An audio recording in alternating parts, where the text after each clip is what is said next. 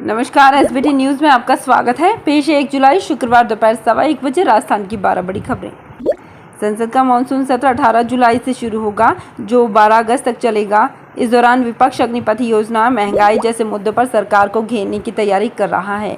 आपको बता दें कि 18 जुलाई को राष्ट्रपति चुनाव के लिए वोटिंग भी होनी है, जिसके नतीजे 21 जुलाई को आएंगे। राजस्थान में गर्मी की छुट्टियां 30 जून को खत्म हुई।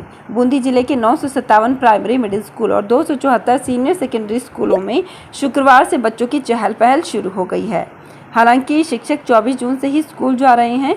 गुरुवार को बच्चों ने अपने बैग तैयार कर लिए। स्कूलों में अभी प्रवेश प्रक्रिया चल रही है। एडीईओ उदय लाल ने बताया कि 957 प्राइमरी मिडिल स्कूलों में 73,500 बच्चे हैं। एडीईओ माध्यमिक ओम गोस्वामी ने बताया कि राज्य सरकार ने सभी सेकेंडरी स्कूल सीनियर में क्रमोन्नत कर दिए हैं।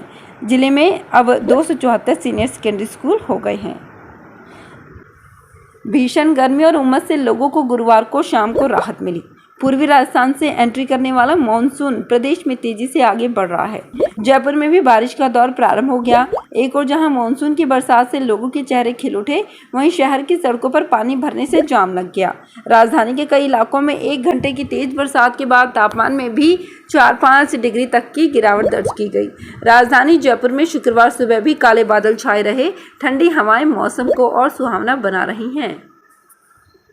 भाजपा की राष्ट्रीय कार्यकारिणी की बैठक 2 और 3 जुलाई को तेलंगाना में होगी। तेलंगाना की कुल 119 विधानसभा सीटों पर देश भर के नेताओं को 2 दिन के लिए जनसंपर्क अभियान और मोर्चे की बैठकें करने की जिम्मेदारी मिली है। इनमें राजस्थान के करीब 10 नेताओं को अलग अलग विधानसभाओं की जिम्मेदारी दी गई है। उधर महाराष्ट्र में चल रहे सियासी संकट के कारण महाराष्ट्र के पूर्व सीएम देवेंद्र फडणवीस को करीमनगर की जिम्मेदारी दी गई थी, लेकिन अब उन्हें महाराष्ट्र का डिप्टी सीएम बनाया गया है। अब उनकी इस सीट की जिम्मेदारी भाजपा के राजस्थान प्रदेश अध्यक्ष सतीश पूनिया को सौंपी गई है। राजस्थान में हर पंजीकृत परिवार को 5 लाख रुपए तक की फ्री दुर्घटना बीमा, स्वास्थ्य कवर 5 लाख से बढ़ाकर 10 लाख रुपए, 5,000 दवाइयाँ जांचें फ्री। सभी सरकारी अस्पतालों में आउटडोर इंडोर सहित इलाज पूरी तरह निःशुल्क।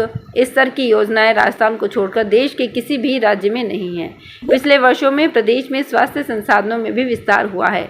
इसके बावजूद हेल्थ सेक्टर में प्रदेश की स्थिति में खास सुधार नहीं आ पाया है और ओवरऑल रैंकिंग में राजस्थान 16वें पायदान पर है।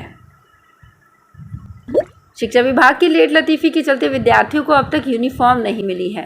राजस्थान सरकार ने 1 से 8वीं तक के प्रत्येक बच्चे को 2 यूनिफॉर्म देने की घोषणा की थी। इस घोषणा के बाद से ही इन कक्षाओं के 70 लाख विद्यार्थी यूनिफॉर्म मिलने का इंतजार कर रहे हैं।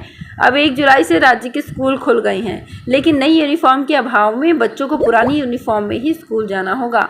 विभाग ने यूनिफॉर्म का कपड़ा खरीदने के लिए टेंडर तो जारी कर दिया था, लेकिन अभी तक टेंडर की प्रक्रिया पूरी नहीं हुई है।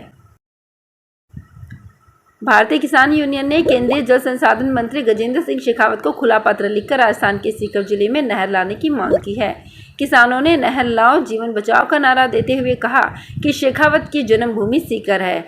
अगर वे यहां नहर का पानी नहीं ला सके तो उनको ये धरती कभी माफ़ नहीं करेगी। पानी की उचित व्यवस्था नहीं होने के कारण खेती के लिए भी काफ़ी परेशानियों का सामना करना पड़ रहा है। पत्र में किसान संघ ने लिखा है कि जिले के किसान 28 साल से नहर का इंतजार कर रहे हैं।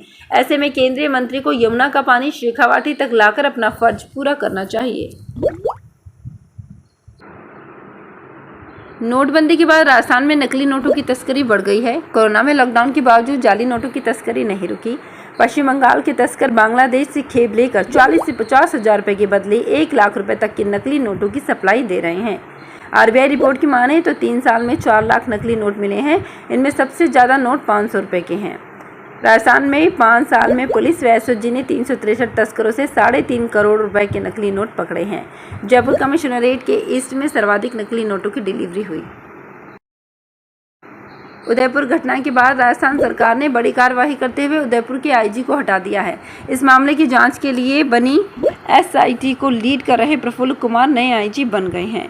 सरकार ने ये एक्शन गुरुवार देर रात लिया। उधर शुक्रवार को चौथे दिन भी राज्य में इंटरनेट बंद रहा।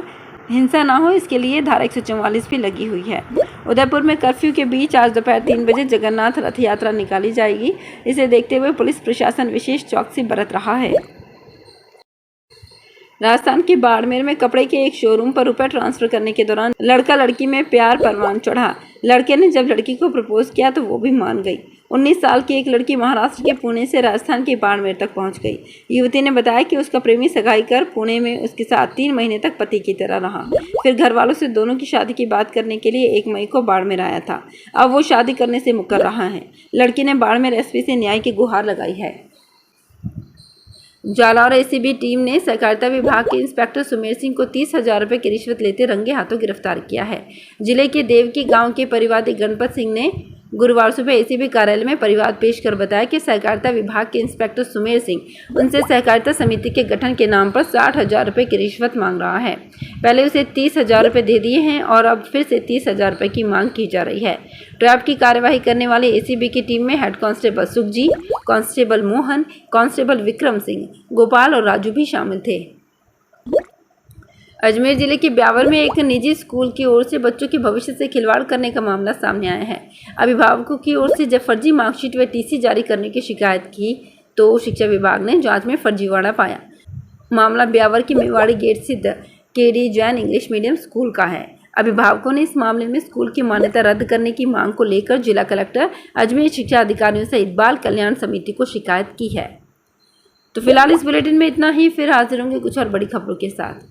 अगर आप भी अपने आसपास की छोटी बड़ी और महत्वपूर्ण खबरों से अपडेट रहना चाहते हैं तो सब्सक्राइब कीजिए हमारे चैनल एसपीटी न्यूज को और प्रेस कीजिए बेल आइकन पर।